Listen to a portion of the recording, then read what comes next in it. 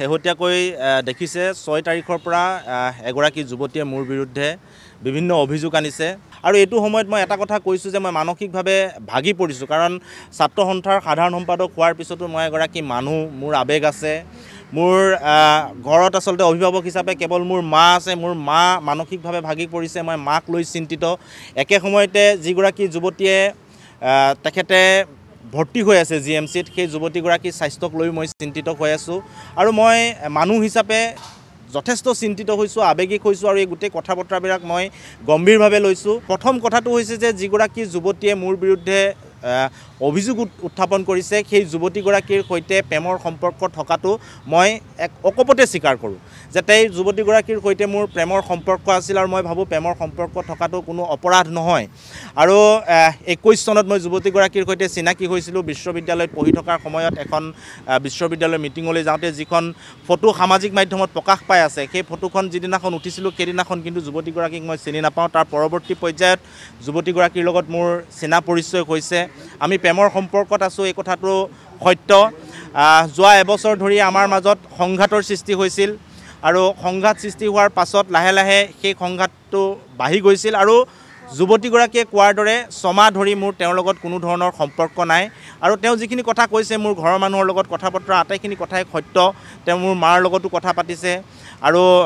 তেখেতে যিখিনি কথা কৈছে মই এই কথাখিনি অকপতে স্বীকাৰ কৰিছোঁ আৰু এবছৰৰ পৰা যিটো সংঘাত হৈছে সেই সংঘাতটো আসলতে সঁচা আৰু ছমাহ ধৰি যুৱতীগৰাকীয়ে কোৱাৰ দৰে যি ধৰণৰ যোগাযোগ নাছিল মোৰ ছমাহ ধৰি কোনো ধৰণৰ যোগাযোগ নাছিল আৰু এই বিষয়টোৰ পৰা আসলতে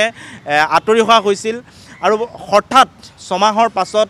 এইদৰে গোটেই কথাখিনি বিস্ফোৰক যিখিনি কথা আনিলে বা অভিযোগ আনিলে এই কথাখিনিক লৈ মই আচৰিত হৈছোঁ মই চিন্তিত হৈছোঁ আৰু মই এটা কথা কৈছোঁ যে প্ৰেমটো হৈছে এটা বিশ্বাসত বিচ্ছেদ থাকিব পাৰে কিন্তু সেই বিশ্বাস বা সেই বিচ্ছেদক লৈ আমি ব্যক্তিগত পৰ্যায়ৰ গোটেই কথা বতৰাবিলাক সামাজিকভাৱে কেনেদৰে আগবঢ়াই লৈ যাম সেই কথা বতৰাখিনি আচলতে মই নাজানো আৰু হয়তো শংকৰজ্যোতি বৰুৱা মই ছাত্ৰ সন্থাৰ সাধাৰণ সম্পাদক নোহোৱা হ'লে এই বিষয়বিলাক ইমান নাপালেহেঁতেন যিহেতু মোৰ গাত সামাজিক দায়বদ্ধতা আছে তাৰ কাৰণে গোটেই বিষয়বিলাক ৰাইজে সক্ৰিয় হৈছে গতিকে মই সেই বিষয়ত বেয়া পোৱা নাই কিন্তু এটা কথা মই আপোনালোকক কৈছোঁ যে যেতিয়াই যুৱতীগৰাকীয়ে এইবোৰ অভিযোগ আনিছে অভিযোগ অনাৰ পিছত তেখেতে এজাহাৰ দাখিল কৰিছে আৰু সেই এজাহাৰৰ কপি মই যেতিয়া ফেচবুক বা আন মাধ্যমত পাইছোঁ মই লগে লগে ন্যায়ালয়ৰ কাষ চাপিছোঁ আৰু তেওঁ এজাহাৰত যিবোৰ কথা উত্থাপন কৰিছে সেই কথাবোৰৰ সন্দৰ্ভত মই যুক্তি সহকাৰে ন্যায়ালয়ত মোৰ কথাবিলাক কৈছোঁ আৰু 6 তাৰিখে যুৱতীগৰাকীয়ে এজাহাৰ দিছিল আৰু মই 7 তাৰিখৰ দিনাখনে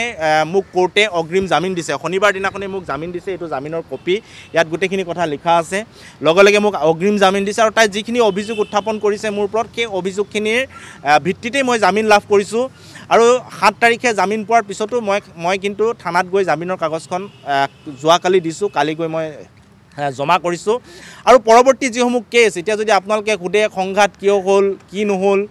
এই গোটেইখিনি আসলতে ব্যক্তিগত কথা আৰু যেহেতু এতিয়া কেছটো ন্যায়ালয়ৰ মজিয়ালৈ গ'ল ন্যায়ালয়ৰ মজিয়ালৈ যোৱাৰ পিছত মোৰ যিখিনি বক্তব্য ক'বলগীয়া আছে আমাৰ কিয় সংঘাত হ'ল সংঘাত কেনেকৈ আৰম্ভ হ'ল কি কাৰণে আঁতৰি আহিবলগীয়া হ'ল এই গোটেই কথাখিনি মই ইতিমধ্যে অগ্ৰিম জামিন লওঁতে ন্যায়ালয়ক জনাইছোঁ আৰু ইয়াৰ পিছৰ পৰ্যায়ত 21 তাৰিখটো পৰৱৰ্তী তাৰিখ হিচাপে নিৰ্ধাৰণ কৰিছে গতিকে তাৰ পৰৱৰ্তী পৰ্যায়তো মোৰ যিখিনি ক'বলগীয়া সেই ক'বলগীয়াখিনি মই নিশ্চিতভাৱে মই ন্যায়ালয়ৰ মজিয়াত ক'ম আৰু আশা ৰাখিছোঁ এই মুহূৰ্তত সকলোৱে আমাক সহায় সহযোগ কৰিব বিপদ আহিছে এই বিপদক মূৰ পাতি লৈছোঁ আৰু মই কোনো কাৰণতে এই কথা বতৰাবিলাক অস্বীকাৰ কৰা নাই আৰু কিন্তু যিখিনি কথা বতৰা কৈছে যে প্ৰতাৰণা কৰা আন কৰা যিখিনি অভিযোগ আনিছে সেইসমূহ কিন্তু সেই অভিযোগসমূহ এতিয়ালৈকে প্ৰমাণিত হোৱা নাই প্ৰমাণ কৰিব আদালতত মোৰ যিখিনি ক'বলগীয়া মই সেইখিনি আদালতত দিম অভিযোগ বহুতৰে বিৰুদ্ধে আহিব পাৰে অভিযোগ